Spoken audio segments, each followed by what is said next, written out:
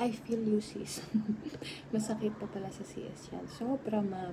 And binasa ko yung buong comment mo, nakakatuwa kasi ayun, nagkakaroon tayo ng pag-asa sa pag-share ng problema natin sa Almoranas na hindi naman talaga necessarying operahan kasi marami ding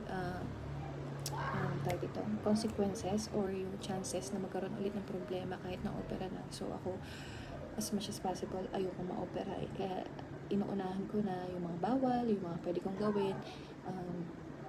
Ayun, thank you sa comment mo, sis, and I'm sure maraming matutulungan din yung comment mo. Mahaba siya, pero ayun, sana hindi ka rin na-operahan, and ako rin hanggang ngayon, sana hanggang pagtanda. Indahin ko man to, at least mawawala siya. Alam ko, meron akong mga go-to na pwedeng gawin para hindi maoperahan and mawala rin siya kahit na pabalik-balik siya.